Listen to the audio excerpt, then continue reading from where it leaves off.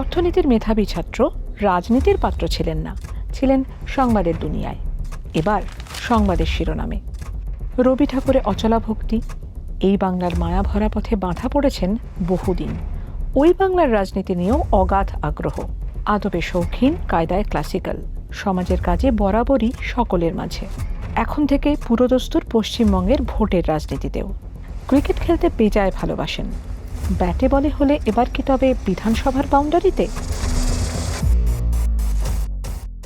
দেবদীপ, ঘটনাচক্রে এই প্রথম আমি কারো সাক্ষাৎকার নিচ্ছি যাকে আমি তুই সম্বোধন করতে পারি। আমার আশা করি তোর এতে কোনো আপত্তি নেই। একদম আপত্তি নেই। আমার একটা টেনশনও ছিল, তুমি যদি হুট করে আমাকে আপনি বলা শুরু করো তাহলে আমি কি করব আর কি। Thanks for making me comfortable. সাধারণত সাক্ষাৎকারের শুরুতে একটা প্রশ্ন সকলকে করা হয়, যেটা নিয়ে আমি তুই অনেকবার হাসাহাসিও করেছি, যে কেমন লাগছে। কিন্তু তোর ক্ষেত্রে এই প্রশ্নটা একদম অপ্রাসঙ্গিক নয় দেবদীপ। কেমন লাগছে? মানে সত্যি কথা বলতে গেলে মানে এভরিথিং হ্যাপেন মানে এত তাড়াতাড়ি। 17 তারিখে অ্যানাউন্সমেন্ট হলো, অ্যানাউন্সমেন্ট হওয়ার পর ইমিডিয়েটলি আমি খড়দা পৌঁছে গেলাম এবং তারপর it has been kind of a madness. মানে কেমন লাগছে, আমরা যারা একটু পারসেপ্টেবল আমরা বোঝার চেষ্টা করি, ইউ নিড সাম টাইম। তোমার নিজের সঙ্গে নিজে সময় কাটাতেও হয় আর কি, যে ব্যাপারটা it needs to sync in. তো আমার ক্ষেত্রে না সেই সিঙ্ক ইনের প্রসেসটা এখনো হয়নি। এখন রেজিস্টার করেনি ভেতরে, না রেজিস্টার করেছে, but there has been a tectonic shift মহেন্দ্রদা, মানে চেঞ্জ হয়েছে, মারাত্মক একটা চেঞ্জ। তো সেটার পুরো ব্যাপারটা কেমন লাগছে তার উত্তরটা আমি সত্যি দিতে পারবো না, বিকজ সেই উত্তরটা আমার কাছে নেই। I am just going with the flow. মানে তুমি যদি আমাকে বলো 500 ওয়ার্ডের একটা কপি লিখতে পারবি এটা নিয়ে কেমন লাগছে, আমি বলবো আমার লেখাটা খুব ডিফিকাল্ট এই মুহূর্তে। So I need some, I will seek some more time from my chief reporter or my editor, যে আমাকে আরেকটু সময় দিতে হবে আর। তুই দীর্ঘ সময় সাফল্যের সঙ্গে সাংবাদিকতা করেছিস, বিশেষত রাজনৈতিক খবরের কারবারি থেকেছিস। যদিও তুই অর্থনীতির কৃতি ছাত্র এবং অর্থনীতি সম্পর্কে বা বিদেশ নীতি সম্পর্কে তোর খুব বুৎপত্তি আছে এবং তোর ইউ হ্যাভ আ গ্রিপ, কিন্তু তুই কখনো ভেবেছিস যে তুই টেবিলের উল্টো দিকে থাকবি, মানে তুই ভোটে লড়বি? ভাবি এর পরের প্রশ্নটা অবধারিত। What was that it moment, মানে যখন তোকে প্রথম ভোটে লড়ার প্রস্তাব দেওয়া হলো, মানে if you can take us through that moment. দেখো মানে ইট ওয়াজ ভেরি সিম্পল। যারা নতুন প্রার্থী যাদের হয় তাদের অধিকাংশের ক্ষেত্রেই মানে ইউনো কে জানান, তো ওটা না জানা আমি জানি না, আমি জানতে চাই। ইউনো। সো সেটার ক্ষেত্রে জানার পর, এবং তুমি জানো যে আমার এই সুইচটা আগেও আমার জীবনে আরেকটা সুইচ এসছে প্রায় 25 বছরের সাংবাদিকতা করে, then suddenly I decided to hang my boots. So তখনও মানে আমি এটা উত্তরটা আমি তোমাকে খুব ফ্র্যাঙ্কলি দিই, তোমার সঙ্গে এসব বিষয়ে আগেও কথা হয়েছে। আমি কোনোদিনও ভাবিনি যে আমি সাংবাদিক হব, কেন আমি যে স্ট্রিম থেকে আসি, আমার যে মিলু, আমার যে পড়াশোনা, আমার যারা ক্লোজেস্ট বন্ধু বান্ধব, তারা সবাই অর্থনীতি, ব্যাংকিং এই সেক্টরের সঙ্গে তারা জড়িত। তো আমার ক্ষেত্রেও আমার জীবনটাও শুরু হয়েছিল একজন ইকোনমিক অ্যানালিস্ট হিসেবে। তারপর হঠাৎ করে একদিন মনে হলো যে ভাল লাগছে না। সো তারপরে তুমি জানো দীপায়ন চ্যাটার্জি তখন টেলিগ্রাফ হেড করতেন। তো আমার এক বন্ধু ছিল, সে আমায় বললো যে তুই সাংবাদিকতাটা ট্রাই করতে পারিস, তোর খুব এক্সাইটিং লাগবে। তুমি জানো আমার excitement is something that fascinates me. How I know that, you know that. So আমি সেখানে এসে একটা অ্যাপ্লাই করলাম, এমনি সাংবাদিক হয়ে গেলাম হুট করে। আর তুমি জানো যে আমি খুব অল্প বয়সে বাবা মাকে হারিয়েছি, যে ওই সময় যে আমার ক্যারিয়ার মুভসগুলো কী হবে সেটা ডিসকাস করারও কেউ ছিল না, যেটা ভালো লাগতো সেটাই করে এসেছি। তো তার ফলে আমি হঠাৎ করে সাংবাদিক হয়ে গেলাম, এবং once a journalist, once a reporter, always a reporter. তো have been enjoying this profession. যদিও আমার বন্ধু বান্ধব, আমার ট্রেনিংটা কমপ্লিটলি অন্য একটা ফিল্ডে, তো আমি থেকে গেলাম এখানে। তারপর হঠাৎ করে আমার মনে হলো যে সাংবাদিকতাটা করবো না, তো আমি ছেড়ে দিলাম। ছেড়ে আমি অন্য একটা জিনিস করছিলাম। সো তারপর হঠাৎ করে এরকম একটা অফার এলো, দেন আই সেড কে ঠিক আছে, let's take it, let's do it. অত ভাবিনি, অত ভাবার সময় ছিল না। তো তো স্ত্রী, পুত্র, কন্যার সঙ্গে কথা হয়েছিল? কারোর সঙ্গে সিদ্ধান্ত নিয়ে কোনো আলোচনা করিনি, কোনো আলোচনা করিনি। ঘোষণা করেছিস, কোনো আলোচনা করিসনি যে আমি ভোটে দাঁড়াতে না যাচ্ছি? তুমি জানো, তুমি আমার ছেলে মেয়েকেও চেনো, আমার স্ত্রীকেও চেনো, আমি টু এ গ্রেট এক্সটেন্ট, আমার বাবা অনেকটা এরকম ছিলেন, আমাকে প্রচুর ফ্রিডম দেওয়া হয়েছিল। We come from a very liberal background, জন্মসূত্রে রাজস্থানী, বাবা মা দুজনেই বাংলাটা রাজস্থান। ঈশ্বরীয় বলিস এবং লিখিস। বাংলাটা মানে ছোটবেলা থেকে মেড়ো মেড়ো শুনে বড় হতে হয়েছে তো খড়দায়, তাই বাংলাটা ভালো বলবো, বাংলাটা ভালো লিখবো, সেটার একটা জেদ ছিল মনে। মানে তুমি যখন ক্রিকেট মাঠে তোমাকে যখন বল করতাম, তুমি ভালো ব্যাটসম্যান ছিল বলে মনে হতো অনিন্দ্যদাকে বলটা আরেকটু জোরে করবো, তো ওই জেদটা খুব ছিল। তো ওই জায়গা থেকেই কিন্তু বাড়ির পরিবেশটা যথেষ্ট লিবারেল। মানে আমার ছেলে মেয়েকে বেশ কিছু লোকজন ওদের বন্ধুরা জিজ্ঞাসা করেছে, ওরা যে উত্তরটা দিচ্ছে সেটা তোমার সঙ্গে শেয়ার করলে তুমি বুঝবে যে পরিস্থিতিটা কিরকম। তো আমার ছেলে মেয়েকে জিজ্ঞাসা করেছি, your father is in politics and all that, কেন? হ্যাঁ, বিকজ একটা তো এমন একটা ইরা যেটায় মানে একটা ন্যারেটিভ, এবং যেটা মিডিয়া, কি অদ্ভুত, মিডিয়ার কাছে politics is the main bread and butter, but মিডিয়াই এরকম একটা ন্যারেটিভ ক্রিয়েট করে পলিটিক্সটা ভালো না, এবং সেটা বাচ্চাদেরকেও এফেক্ট করে। তো আমার ছেলে মেয়েকেও ওরা ওই ধরনের প্রশ্ন করেছে, তো ওরা উত্তরটা দিয়েছে যে আমাদের বাবা আমাদের ক্ষেত্রে আমরা যেটা মোটামুটি করি আমাদেরকে সেই লিবার্টিটা দেয়, আমরা সেটা করতে পারি, এবং আমাদের ক্ষেত্রেও আমার বাবার যদি মনে হয় যে কোনো সিদ্ধান্ত নেওয়ার উনি নিয়েছেন, so I think he has given a thought over it, এবং we don't have any problems with that. So ব্যাপারটা এরকমই, ওরকম হলো। আমি পিঙ্কাকে বললাম যে ব্যাপারটা এরকম হয়েছে, আমি ভোটে দাঁড়াচ্ছি, দীপ আই সেড ইয়েস। তখন ওরা শকড, মানে শি ওয়াজ লাইক, মানে গবস্ম্যাকড। সেটা। আর আমার ছেলে মেয়ে, ওদের তখন আইসিএসই বোর্ড চলছে, 23 তারিখ অব্দি ওদের পরীক্ষা চলছিল, তো তখন যে সময় সিদ্ধান্তটা হলো তখন সেদিন ওদের পরীক্ষাও ছিল। সো আমরা দুজনে আলোচনা করলাম যে ওদেরকে ভাঙবো কি করে, হ্যাঁ, বিকজ এক্সাইটমেন্ট, প্রশ্ন, এত কিছু হ্যান্ডেল করা যাবে না, so we have to take it very easy আর কি। তো ওই রকম ভাবে মানে ব্যাপারটা খুব সহজেই, মানে যে কোনো রেজিস্ট্যান্স বা আমি আলোচনার, আমার ক্ষেত্রেও কোনো সুযোগ ছিল না, ওদের ক্ষেত্রেও আলোচনার কোনো সুযোগ ছিল না, সো একটা সিস্টেমের মধ্যে ব্যাপারটা ফ্লো ইন করে গেল। তৃণমূলে আমি যা দেখেছি, তুইও জানিস, তুই আমার, তুমি অনেক বেশি দেখেছো আমার থেকে, প্রাক্তন সহকর্মী তুই, আমরা অনেক জায়গায় একসঙ্গে দেশে বিদেশে কাজ করেছি। প্রথমে দল করে বা পার্টি করে, তারপর জনপ্রতিনিধি হয়ে, তারপরে নবান্নে যায়, এই রাস্তাটা এইরকম। দেবদীপ কেন নবান্নে মহড়া দিয়ে তারপরে রাজনীতিতে? না উল্টো হয়েছে।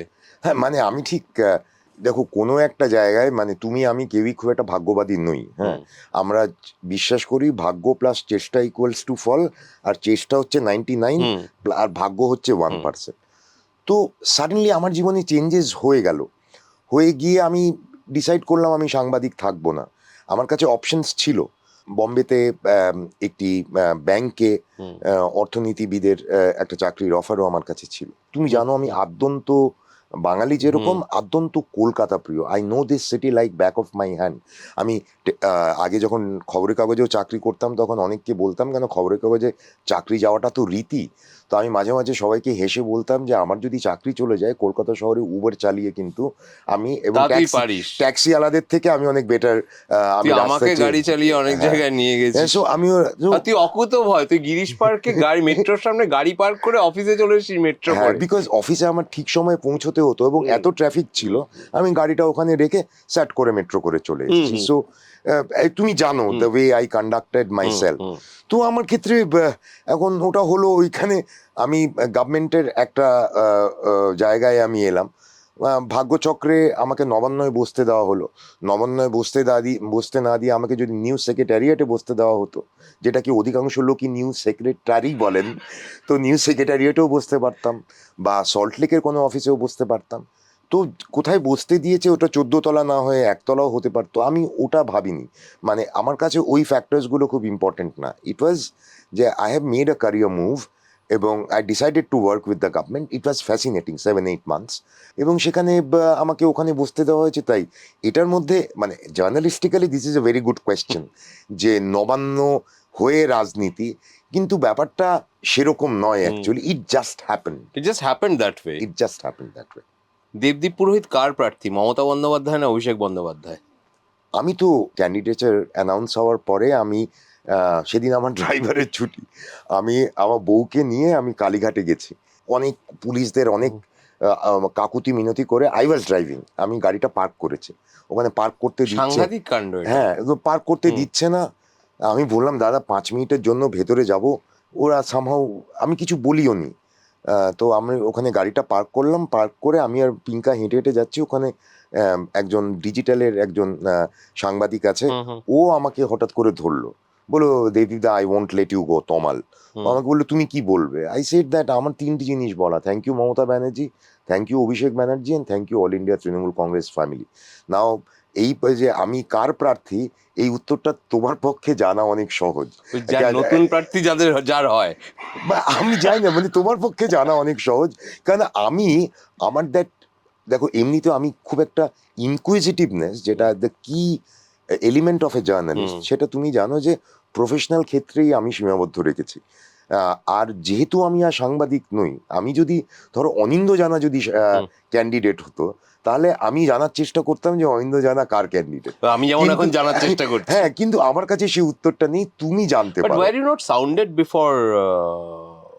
There were some broad hints, and since I was kind of, I made a move out of journalism, so probably there were some broad hints from the demand side and there were some broad hints from the supply side, and the market economics এর ভাষা। হ্যাঁ, এবং মার্কেটটা clear হলো এবং আমি somehow candidate হয়ে গেলাম। কি কি ত্যাগ করতে হলো ভোটে লড়ার জন্য?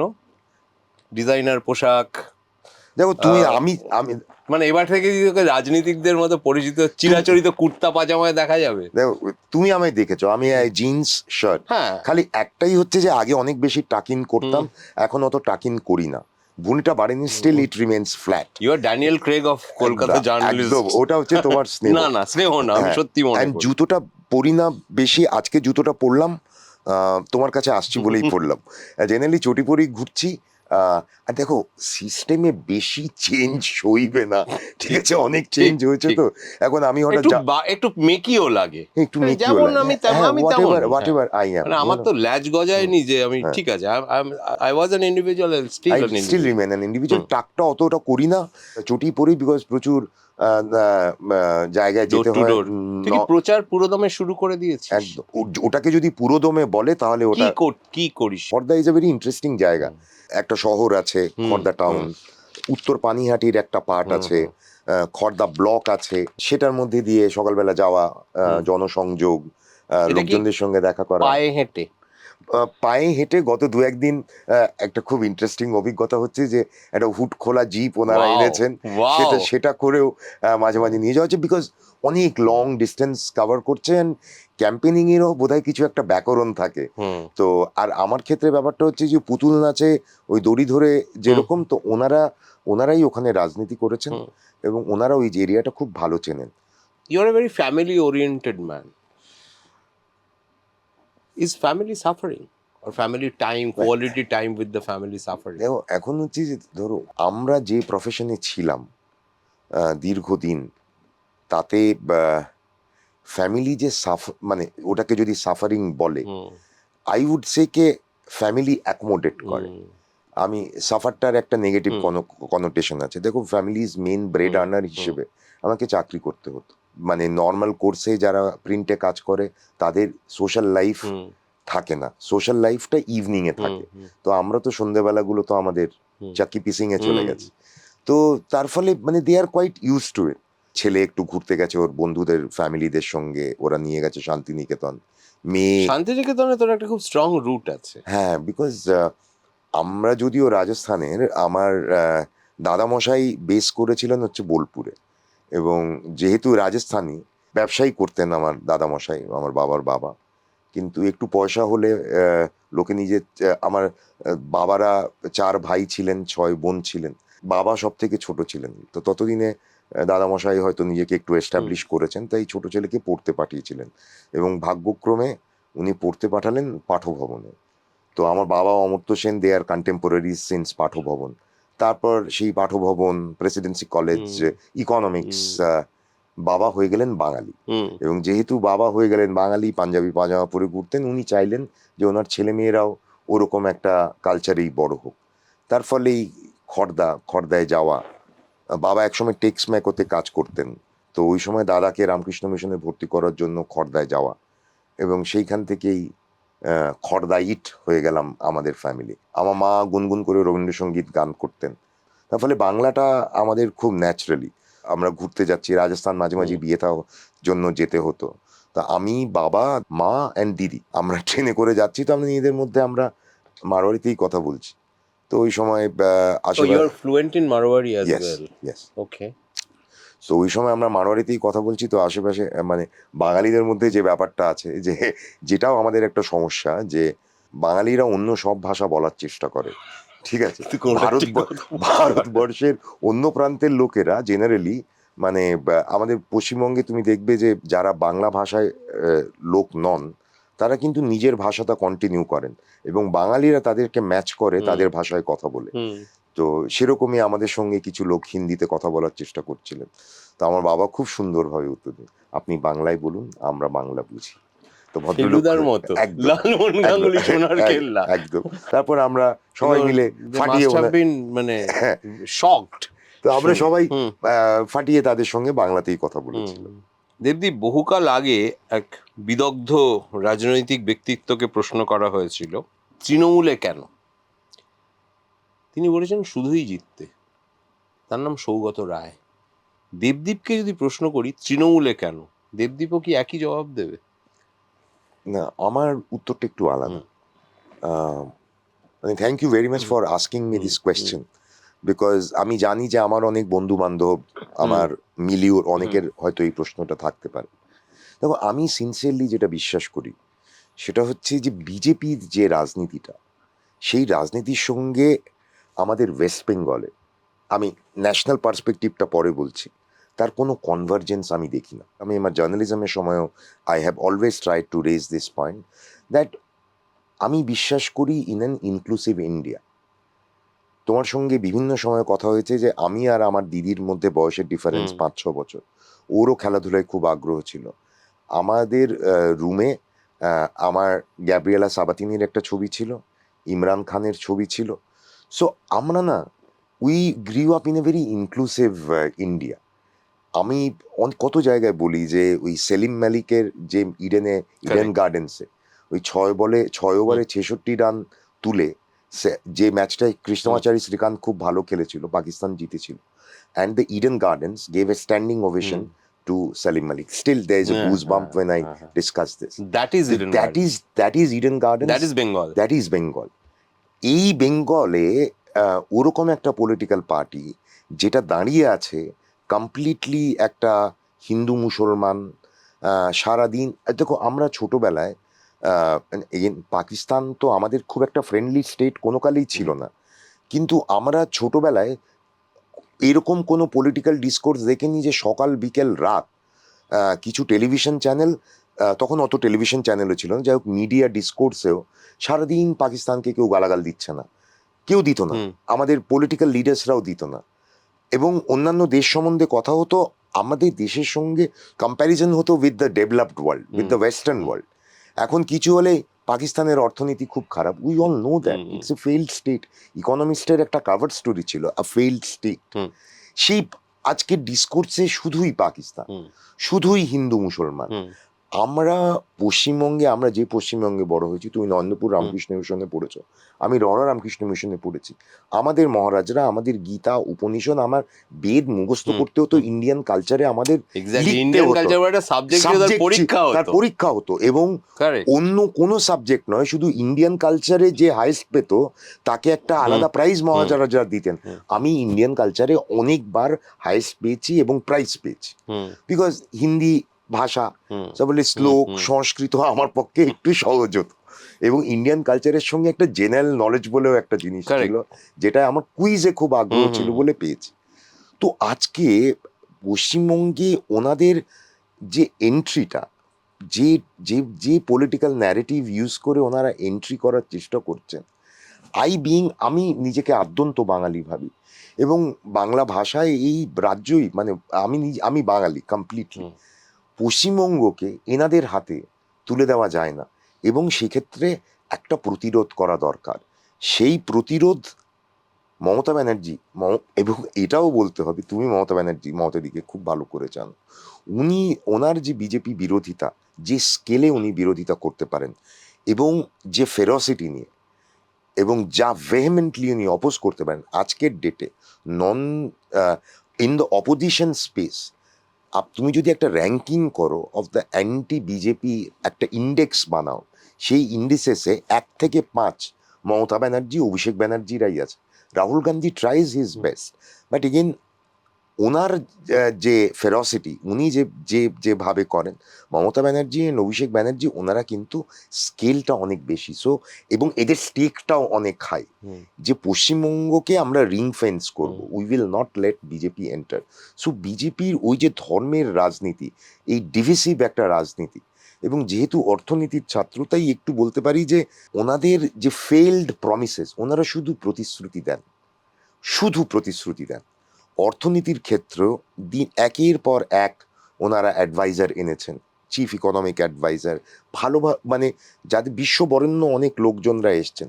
রঘুরাম রাজনের মতো লোককে ওরা টিকতে দেননি, অরবিন্দ সুব্রমণিয়ামের মতো নয়, অরবিন্দ পানাগারিয়ার মতো লোক, এনারা ওদেরকে টিকতে দেননি। ওদের ইকোনমি, মানে ওনারা একটা ডিমনিটাইজেশন করেছেন, আমাদের দেশের এত ক্ষতি করেছেন, মানুষ মারা গেছে, একটা কোনো রিপেন্টেন্স নেই। বলেছিলেন যে ব্ল্যাক মানির এগেনস্টে ওনারা যাবেন, এর জন্য করছেন, টেরার ফাইন্যান্সিং বন্ধ করবেন, কি কমেছে? ওনারা শুধু কোনো না কোনোভাবে একটা ইটস এ পার্টি যারা ন্যারেটিভ তৈরি করে এবং তার বেসিসে বিভিন্ন ছোট ছোট থিয়েট্রিক্স প্রডিউস করে, সেইটাই ওনাদের political capital.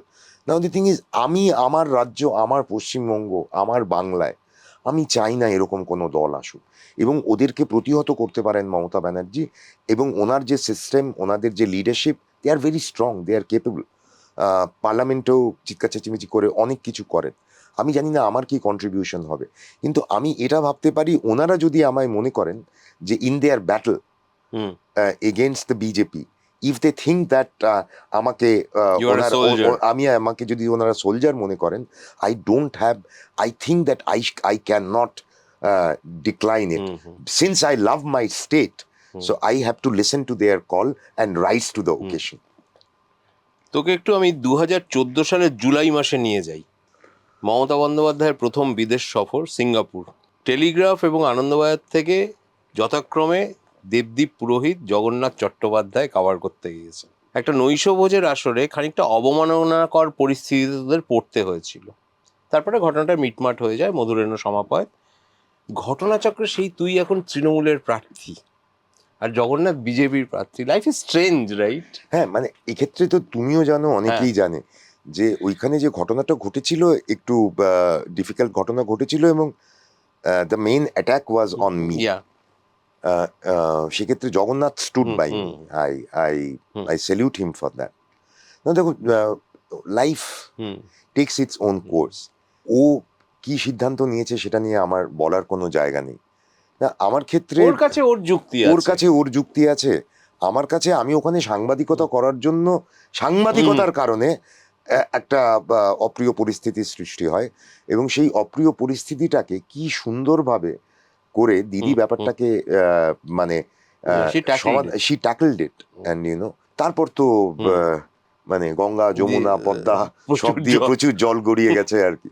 So again it happens, you know, it happens. এটাও একটা অদ্ভুত ঘটনাচক্র আমার মনে হয়, যে তুই লড়ছিস খড়দা থেকে, যে কেন্দ্র থেকে জিতে রাজ্যের অর্থমন্ত্রী হয়েছিলেন অমিত মিত্র। দেবদীপ পুরোহিত কি ভবিষ্যতের অমিত মিত্র? দেখো, যদি তেমনই হয় তাহলে তোর বড় ব্যাপারটা কি হতে চলেছে? না, দেখো, তুমি তো শুধু অমিত মিত্রর কথা বললে, ডক্টর অসীম দাশগুপ্ত। আমি তো পরের প্রশ্নটাই ভাবছিলাম করে, যে পশ্চিমবঙ্গের ইতিহাসে খড়দা এবং অর্থমন্ত্রকের একটা বিশেষ নিগুড় সম্বন্ধ আছে মনে হয়, কারণ অসীম দাশগুপ্ত খড়দা থেকে জিতেছিলেন রাজ্যের অর্থমন্ত্রী, দেখো, অমিত মিত্র খড়দা থেকে জিতে রাজ্যের অর্থমন্ত্রী, দেবদীপ পুরোহিত অর্থনীতির ছাত্র, অর্থনীতির মানুষ, অর্থনীতি তার প্যাশন, তিনিও দেখা যাচ্ছে খড়দা থেকেই ক্যান্ডিডেট। দেখো, মানে এটা কি খুব কাকতালীয়? আমি জানি না এটা কাকতালীয় কিনা। মানে দেখো, খড়দা থেকে তো একমাত্র আমি অর্থনীতি পড়িনি, আমার বাবাও ছিলেন না, কিন্তু ভোটে আমি দাঁড়িয়েছি, আমি খড়দায় না। এখন ব্যাপারটা হচ্ছে যে আমাকে যে সময় সিলেক্ট করা হয়েছে, সেই সময় আমি ওনাদের মনে হয়েছে যে আমার মানে আমি অর্থনীতি পড়েছি বলে ওনারা আমাকে সিলেক্ট করেছেন, এই ধরনের কোনো বার্তা আমার কাছে নেই।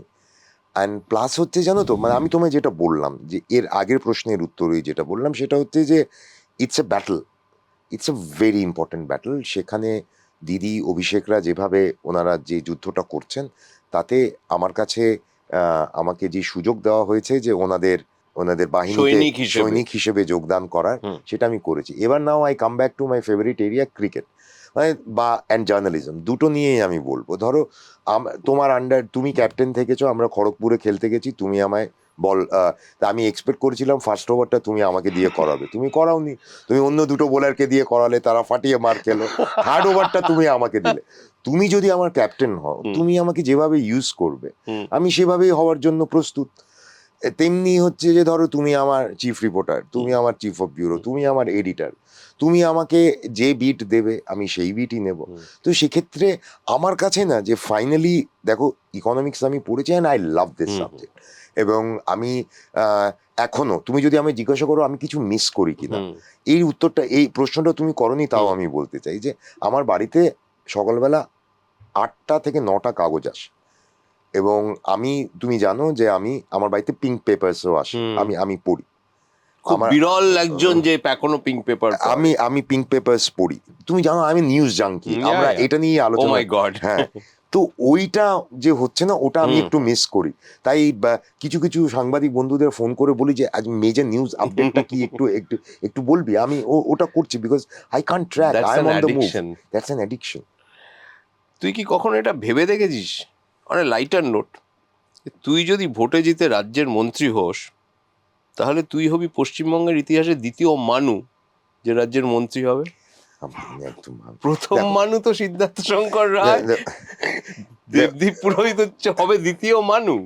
অরিন্দদা, তুমি একটা খুব ভালো জায়গায় বসে আছো, তুমি যা খুশি প্রশ্ন করতে পারো। এমনও হতে পারতো যে আমিও এরকম তোমার মতো জায়গায় বসে তোমাকে এরকম প্রশ্ন করতে পারতাম। কিন্তু ব্যাপারটা হচ্ছে যে আমি চিরকাল দু একটা জিনিসে খুব প্রিন্সিপালি আমি বিশ্বাস করি। I cross the bridge when it comes and I make very short targets. এই মুহূর্তে আমার দুটো প্রাইমারি টার্গেট: ভোটটা সুন্দরভাবে জেতা, শরীরটা সুস্থ রাখা। These are the two primary things that is crossing my mind. সেটা আমি আমার বাড়িতেও বলেছি। একটা দায়িত্ব দেওয়া হয়েছে আমাকে, এবং খড়দায় আমার দায়িত্ব দেওয়া হয়েছে। Khardah is my area, home ground, ছোটবেলা থেকে ওখানে বড়, হোম গ্রাউন্ডে গিয়ে একটা রিজনেবল পারফরমেন্স না হলে। ও ইয়েস, সে তো বটেই। খড়দার জেতা নিয়ে তোর কোনো সংশয় আছে?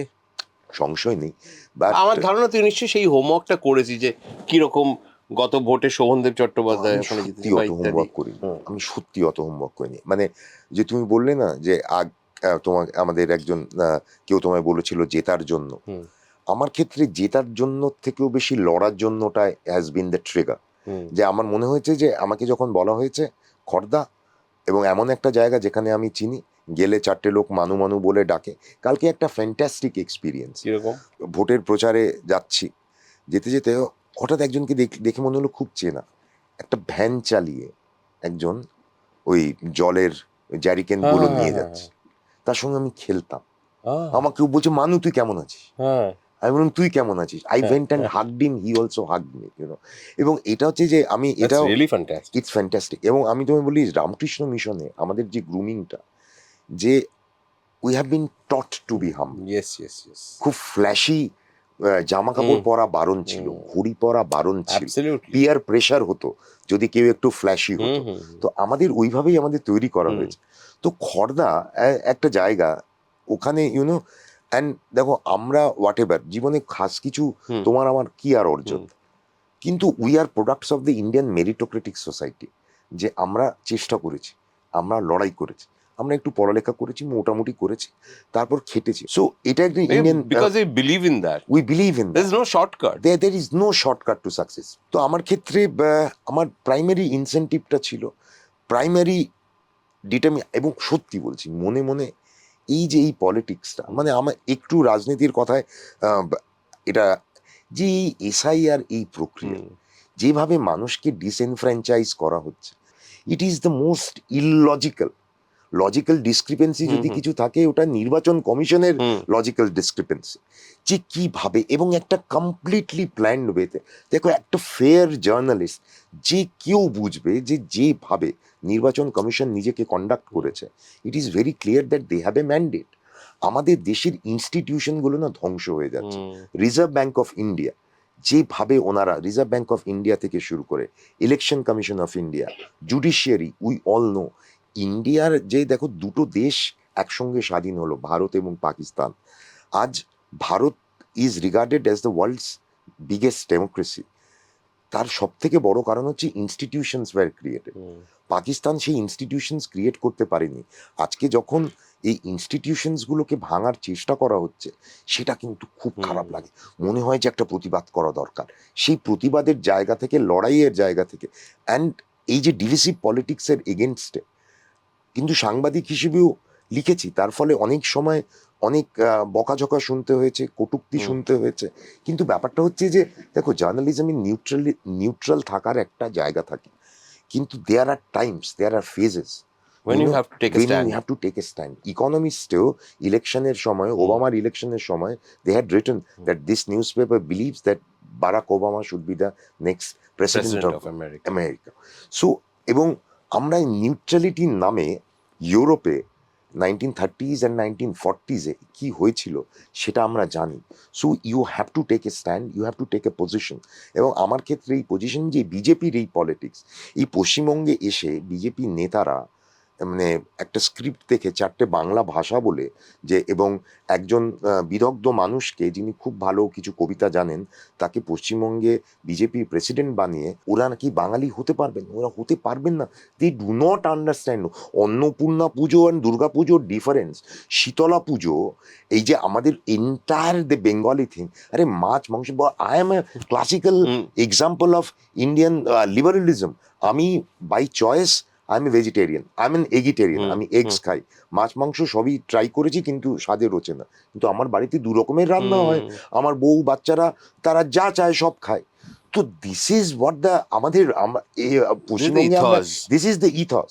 সেটাকে যারা বারবার আক্রমণ করে, আমি চাই না যে এই যে মানে পশ্চিমবঙ্গের আমাদের দেশের ক্যারেক্টারটা কমপ্লিটলি চেঞ্জ করে one nation, one language, one culture, one food habit.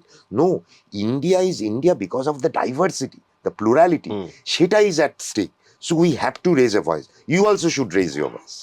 তুই অর্থনীতির এত প্যাশনেট ছাত্র এবং কৃতি ছাত্র বলেই তোকে জিজ্ঞাসা করছি, তোর কি মনে হয় পশ্চিমবঙ্গের বাসিন্দা হিসেবে এই যে জমি নীতি নিয়ে যে এই সরকার চলে, এই জমি নীতি থাকলে পশ্চিমবঙ্গে কি বড় শিল্প আসবে? দেখো, এটা নিয়ে না আমার একটা নাতি দীর্ঘ একটা উত্তর। সেটা হচ্ছে যে পশ্চিমবঙ্গের জমি নীতি মানে বেসিক্যালি তুমি যেটা প্রশ্নটা করতে চাইছো সেটা হচ্ছে যে anti land acquisition movement and the role that Mamata Banerjee play. Exactly. এটা তোমাকে মানতে হবে যে যেভাবে, যে প্রক্রিয়ায় ওই জমিটা অধিগ্রহণের প্রসেসটা হয়েছিল, supreme court also said that this was wrong in law. সেটা কিন্তু প্রমাণিত সুপ্রিম কোর্টে, ইট ইজ সেটেলড নাও। ব্যাপারটা হচ্ছে যে West Bengal is a land scarce একটা জায়গা। ওয়েস্ট বেঙ্গলে আরেকটা জিনিসও তুমি এটা দেখবে যে আমাদের অ্যাগ্রিকালচারাল গ্রোথ তুমি যদি দেখো না, লাস্ট 10-12 বছরে আমাদের agricultural growth rate is very high, 3.3%-এর উপরে, যেখানে ন্যাশনাল অ্যাভারেজ 1.6% অন 1.5%। এবং আমাদের এখানে অ্যাভারেজ ল্যান্ড হোল্ডিং সাইজটা কিন্তু খুব ছোট, more than 95% of land holding হচ্ছে 1 হেক্টরের নিচে। তো এরকম একটা রাজ্যে হঠাৎ করে, এবং যেখানে এত লোক অ্যাগ্রিকালচারের ওপর ডিপেন্ডেন্ট, সেইখানে লার্জ স্কেল ইন্ডাস্ট্রি গড়ার জন্য হঠাৎ করে গিয়ে এতটা একটা বিশাল জায়গা অ্যাকোয়ার করে নেওয়া, এবং সেটাও একটা পলিটিক্যাল প্রসেসের মধ্যে নয়, সেটা একটা অ্যাডমিনিস্ট্রেটিভ প্রসেসের মধ্যে দিয়ে few officers in WBIDC and the state government, they decided যে পুরো ব্যাপারটা কিভাবে হবে। এটা ওইভাবে চলতে পারে না।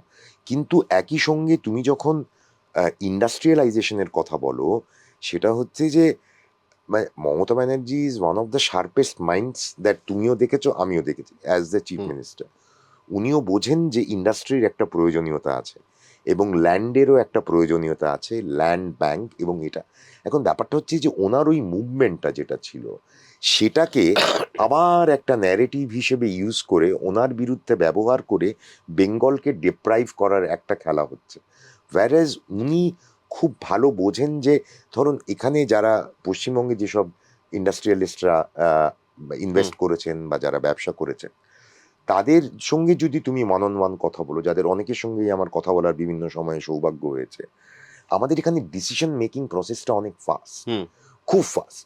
এবং land allotment, if you can convince the government about the project এবং ওটা ওটা কতটা ভায়াবল, তাহলে government is very proactive in organising land for you. এবং এটা মানে I don't think it will be an impediment, এটা অন্তরায় হবে না। এবং একই সঙ্গে যখনই আমরা ল্যান্ড অ্যান্ড ল্যান্ড অ্যাকুইজিশন নিয়ে কথা বলি, তোমাকে কিন্তু এটা ভাবতে হবে যে ভারতবর্ষে যদি ভবিষ্যতে ল্যান্ড ইন্ডাস্ট্রিয়ালাইজেশন এই নিয়ে কোনো ইতিহাস লেখা হয়, মমতা ব্যানার্জির ওই যে স্ট্রাগল ইন সিঙ্গুর, ওই আন্দোলন জায়গা ওই পাবে আন্দোলন ইতিহাসে। জায়গা এই কারণে পাবে বিকজ ফেয়ার কম্পেনসেশনের যে জায়গাটা, even Amartya Sen had said hmm. যে কম্পেনসেশনটা ওনাদেরকে দেওয়া হচ্ছিল সেটা কিন্তু তোমার অ্যাগ্রিকালচারাল ল্যান্ডের ওপর একটা প্রিমিয়াম দিয়ে দেওয়া হচ্ছিল। কিন্তু সেই ল্যান্ডটাকে যখন তুমি কমার্শিয়ালি ইউটিলাইজ করছো, ওই ল্যান্ডটার প্রাইসের যে বেঞ্চমার্কটা তার কথা কিন্তু কেউ ভাবেনি। So they were being given a raw deal at that point of time, and that is why there was a movement, and that is why Mamata Banerjee led it and people supported.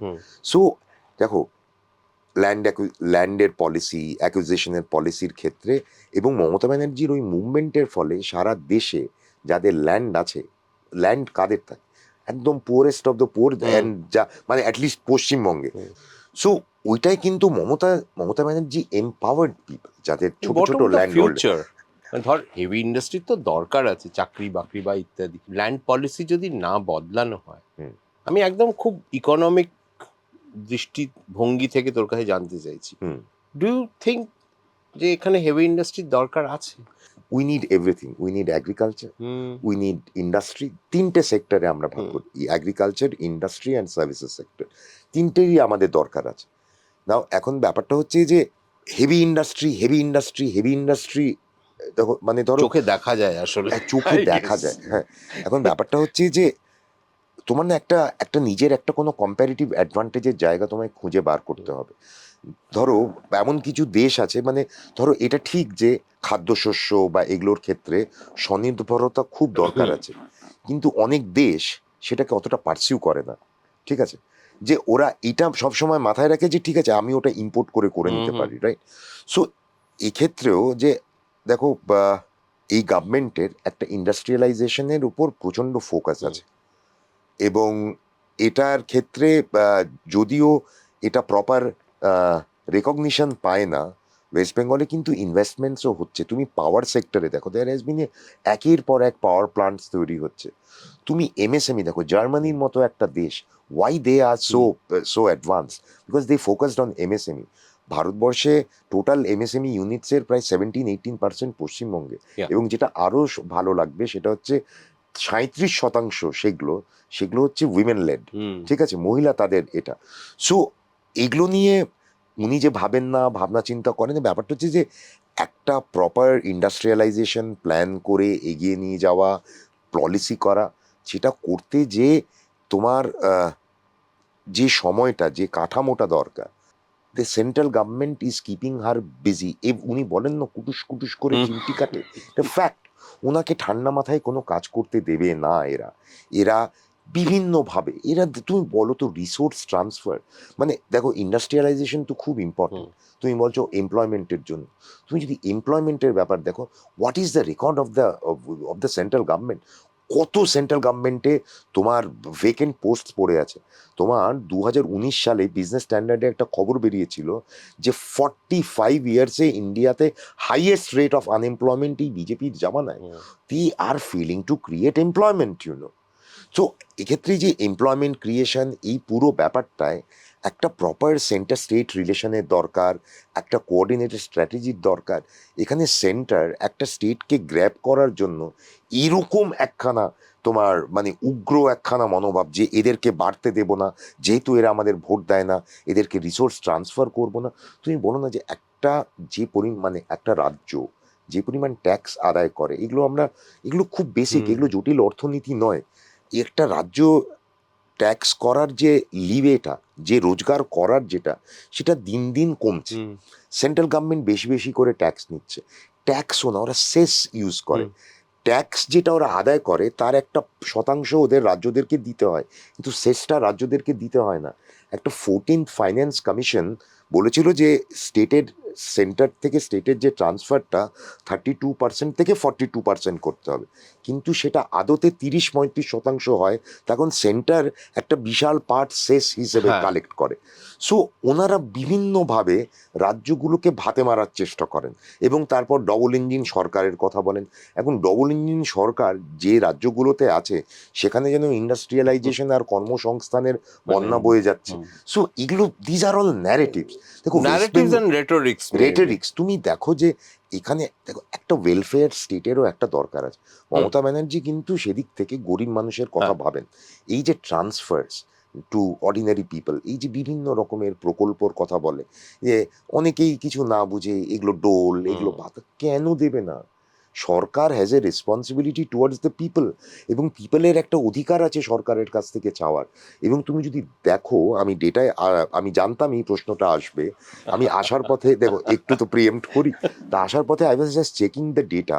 2025 সালের একটা ডেটায় দেখছিলাম ওয়েস্ট বেঙ্গলে rural consumption expenditure বেড়েছে, এবং সেটার একটা বড় কারণ হচ্ছে যে গভর্নমেন্টের এই যে ডিফারেন্ট যে স্কিমসগুলো এবং প্রকল্পগুলো। সো এগুলো কিন্তু মানুষকে হেল্প করছে।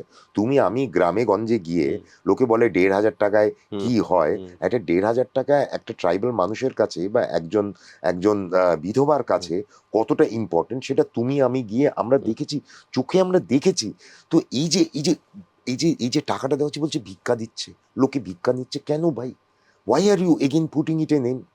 মানে সব কিছুর মধ্যে একটা নেগেটিভ ক্যাম্পেইন, একটা ডেরোগেটরি, যে মানে এটা ঠিক নয়। This is not the right politics. তোকে একটা জিনিস জিজ্ঞেস করি, অশোক লাহিড়ী কি তোর শিক্ষক ছিলেন এক সময়? অশোক লাহিড়ী মানে উনি দিল্লি স্কুল অফ ইকোনমিক্সের উনি ডিন ছিলেন। তখন কি তুই ওখানে না, তখন আমি ওনার ছাত্র ছিলাম না, কিন্তু দিল্লি স্কুল অফ ইকোনমিক্সের একটা কালচার, তখন উনি বোধহয় গভর্নমেন্টে চলে গেছেন বা IMF এ গেছেন, বা দিল্লি স্কুল অফ ইকোনমিক্সে একটা খুব সুন্দর কালচার ছিল। আমাদের একটা উইন্টার স্কুল হতো, তো উইন্টার স্কুলে প্রচুর পুরনো লোকজনরা, ইভেন অমর্ত্য সেন আসতেন উইন্টার স্কুলে। সো বিভিন্ন, কৌশিক বাসু তখন কর্নেলে চলে গেছেন, উনিও আসতেন। তো এরকম ওনারা আসতেন, ইউনো। সো সেদিক থেকে মানে এই যে অমিত মিত্র সাহেব, উনিও বিভিন্ন জায়গায় আমার সঙ্গে কারো পরিচয় করিয়ে দিতে গেলে উনি এটা বলেন যে he is অ্যালামনাস of the same institute. তো এটা দিল্লি স্কুলের একটা খুব বন্ডিং আছে। আর দিল্লি স্কুলের একটা খুব সুন্দর কথাও ছিল আমাদের সময়, যে বাঙালিরা সামহাউ অর্থনীতিতে বাঙালিদের একটা বুৎপত্তি আছে। ক্রিকেটে যেরকম অতটা নেই, কিন্তু অর্থনীতিতে আছে। তো আমাদের সময় একটা জোক ছিল, how does D school sound? তো লোকে বলতো বং বং। তো ওইটা মানে কিন্তু উনি কি তোর প্রত্যক্ষ শিক্ষক ছিলেন? উনি আমার প্রত্যক্ষ শিক্ষক ছিলেন না, কিন্তু উইন্টার স্কুলে আমি দেখেছি। কি আশ্চর্য হয়েছি শুনি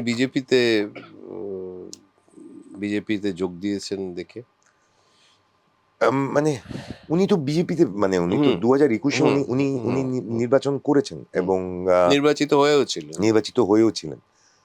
তো দেখুন, মানে এটাই অনিন্দুদা মানে অবাক হওয়ার, মানে ওনার নিজের ব্যাপার। এবং ওনার সঙ্গে আমরা যারা ওনার সঙ্গে মানে আমাদের মানে বিজেপি এবং রাইট উইং বলবো না, মানে ওই ভাবধারার মানুষদের সঙ্গে ওনার অনেক আগে থেকেই একটা সুসম্পর্ক ছিল। আমার আসলে মনে হচ্ছিল যে যদি উনি খড়দায় টিকিট পেতেন বিজেপির হয়ে, তাহলে দেবদীপ পুরোহিত বনাম অশোক লাহিড়ী লড়াইটা কেমন হতো, মানে কি অর্থনীতির স্ফুলিঙ্গ তৈরি হতো সেখানে।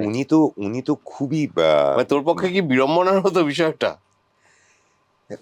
দেখো এখন খেলতে নেমে বলো মানে তা তো একটা ঠিক। যুদ্ধ করতে নেমে, তা তো বাট ঠিক। এগেন দেখো I am very proper. Hmm, hmm. Cricket মাঠে তোমাকে স্লেজ করেছি, তুমিও আমায় করেছো, বাট উনি তো স্যার। হুম, হুম, এবং যখন স্লেজ করেছি তখন আমার বয়সও কম, তোমার বয়সও হুম। অনেক কম, তো আমরা অনেক কিছু দেখি। বাট উনি হিজ অ্যান মানে হিজ অ্যান এক্সেলেন্ট ইকোনমিস্ট, এবং আমার এটা নিয়ে কোনো, তুমি তো হয়তো এটাও জানো যে দিদিও তো হুম। ওনাকে বলেছিলেন যে আপনি আমাদের উনি কেন আছেন ওদের সঙ্গে, এবং দিদি যে ঠিক বলেছিলেন হ্যাঁ, সেটা তার কিন্তু প্রমাণ হচ্ছে সেটা এবারে সেটা টিকিট সেটা দিল না প্রমাণ বলে। যে অশোক লাহিড়ীর মতো মানুষকে ওনারা যারা ইউজ করতে পারে না, হুম, মানে আমি ওটাও দেখেছি যে আমার মনে হয় যে মানে এটাও মানে যারা অ্যাসেম্বলি কভার করে হুম। পশ্চিমবঙ্গে যেসব সাংবাদিকরা, তারা সবাই আমার সঙ্গে আগ্রি করবে, সেটা হচ্ছে যে ওনারা অ্যাসেম্বলিটাকেই ঠিক করে ইউজ করতে পারলেন না বিরোধী দল হিসেবে। হুম, ঠিক আছে, একটা অশোক লাহিড়ী স্যারের মতো একজন মানুষকে ওই বাজেটের পরে একটা মেইন স্পিচের জন্যই হুম, ওনাকে হুম। বলতে দেওয়া হতো, এবং তাতেও ওনাদের অধিকাংশ লোকেরা থাকতো না থাকতো যখন না। যখন স্যার বলতেন। হুম। সো মানে দিস ইজ দেয়ার ব্যাংক্রাপসি। ওনারা ট্যালেন্টেড লোকেদের ওনারা রাখতে পারেন না, এবং সেটা একের পর এক। তুমি দিল্লিতে যেসব অর্থনীতিবিদদের ওনারা আনার চেষ্টা করেছেন, ওনারা কেউ ওনাদের সঙ্গে সার্ভাইভ করেনি। Everybody had to beat a hasty retreat, ওনারা চলে গেছেন বস। এইবারের ভোটে ৩ জন সাংবাদিক আছেন, ঘটনাচক্রে তারা প্রত্যেকে এর আগে এবিপিতে কাজ করেছে। দেবদীপ পুরোহিত, জগন্নাথ চট্টোপাধ্যায়, স্বপন দাশগুপ্ত, এখনো পর্যন্ত যে লিস্ট। কুণাল ঘোষও তো আছে, উনি এবিপিতে কাজ এক্স করেন। এবিপি। সাংবাদিকরা কেন তো রাজনীতিতে যাচ্ছে বলে তোর মনে হয়? মানে সংবাদ মাধ্যমের অবস্থাই খারাপ। এখন আমি তোমায় একটা কথা বলি, যে এটার আমার সব থেকে আমার যে উত্তরটা হবে সেটা হচ্ছে যে আমি তো আমি তো সব সাংবাদিকদের মুখপত্র নই, না। এটা হচ্ছে এক নম্বর। হুম, ২ নম্বর হচ্ছে যে স্বপনদার political association affiliation goes back hmm, for very years, long. Very long, people know hmm, about it. জগন্নাথও আগে চলে গেছে, হুম। সে অর্থে তুই নতুন। হ্যাঁ, তুলনামূলকভাবে নতুন। তো এটা কি ট্রেন্ড হিসেবে মানে হ্যাঁ, এই প্রবণতা, এটা কি ট্রেন্ড মনে হয়? মানে মানে মনে হয় এই ট্রেন্ড কি আরো বাড়বে? মানে সংবাদ মাধ্যমের অবস্থা কি খুব করুণ যে সাংবাদিকরা রাজনীতিতে যাচ্ছে? মানে বিজেপির জামানায় সংবাদ মাধ্যমের অবস্থা যে কি করুন, তুমি ন্যাশনাল চ্যানেলগুলো সন্ধ্যাবেলা খুললেই তুমি বুঝতে পারবে যে সাংবাদিকতাটাকে ওরা কোথায় নিয়ে গেছেন। এবং এবং ব্যাপারটাই হচ্ছে দেখো ফাইনালি এই আলোচনাটা এখানে হুম, খুব একটা অতটা গুরুত্ব মানে মিডিয়া ইন্ডাস্ট্রি রেভিনিউ মডেল, হুম, হুম, তার হুম, অবস্থা, হুম, অর্থনীতির যখন এরকম অবস্থা, দেখো হুম, সব থেকে বড় সমস্যা কি জানো, ন্যাশনাল মিডিয়া স্পেসে খুব বড় বড় ব্যবসায়িক সংস্থানগুলো তারাই অধিকাংশ জিনিসটা কন্ট্রোল করে। হুম, এবং সেক্ষেত্রে মোদি সরকার গত আমি একটা ডেটা দেখেছিলাম, ৩ বছরে they spend more than $1 billion in giving advertisement to the wow. The media organisation. তার ফলে এরা সার্ভাইভ করছে। এখন গভর্নমেন্ট যদি তোমার সেন্ট্রাল গভর্নমেন্ট যদি তোমার মেন বিজ্ঞাপনদাতা হয়, হুম, তুমি বুঝতেই পারছো ওয়্যার দ্য হুম, লয়্যালটি গোজ। আমার তো মনে হয় যে সাংবাদিকদের রাজনৈতিক সচেতনতা বা তারা যতটা রাজনীতি বোঝেন, তাদের মধ্যে আরো ২-৩ জন ৪ জন ৫ জন যদি রাজনীতিতে আসে, মন্দ হয় সেটা না। তো মন্দ হয় না। র্যাপিড ফায়ারে যাব। নবান্ন না বিধানসভা? বিধানসভা। অডিও ভিজুয়াল না প্রিন্ট সাংবাদিকতা? Print print print. Abhishek Bandyopadhyay না প্রতীক জৈন? আমি প্রতীকের সঙ্গে আমার কোনোদিনও দেখা হয়নি। I really like Abhishek, I adore him. Kalighat না ক্যামাক স্ট্রিট? আমি ক্যামাক স্ট্রিটে শুধু ১ বার ২ বার গেছি, কালীঘাটে অনেকবার গেছি। So familiarity is much more important. So আমার কাছে I feel much more comfortable in Kalighat kind of set up. Donald Trump না নরেন্দ্র মোদী? দুটোই এটা মিডল টার্ম চলে হ্যাঁ, যত কম বলা যায় তত ভালো আর ওকে। কি। এবার বল, ভাতা দেওয়ার রাজনীতি না শিল্পায়ন? আমি ভাতা দেওয়া রাজনীতি এই শব্দ বন্ধে আমার আপত্তি আছে। ঠিক আছে, এটাকে তুই আমি কল্যাণকামী আমি রাজনীতি দেখো, বল। ডাইরেক্ট বেনিফিট ট্রান্সফার্স এটা নিয়ে প্রচুর ইকোনমিক লিটারেচার আছে এবং তার অনেক বেনিফিটস আছে। ইস্ট বেঙ্গল না মোহনবাগান? যে টিম ভালো খেলছে আমি সেই টিম জিতুক, আমি এটা চাই আর কি। শুভেন্দু অধিকারী না শ্রমিক ভট্টাচার্য? আমার শ্রমিকদাকে মানে I will prefer Shramik Bhattacharya over Suvendu Adhikari 100 out of 100 times. Adhir Chowdhury না মোহাম্মদ সেলিম? আজকের ডেতে দুজনেই insignificant if I give you the answer as a Trinamool candidate. Test cricket না আইপিএল? হ্যাঁ, test cricket 100 out of 100 times. আমরা লাল বল সাদা ড্রেস, বাস ওটাই আসল। Devdeep, thank you very much. Thank you and very I much, wish you all Mahendra. the best. I Thank hope you. you enjoyed it. I did. Great.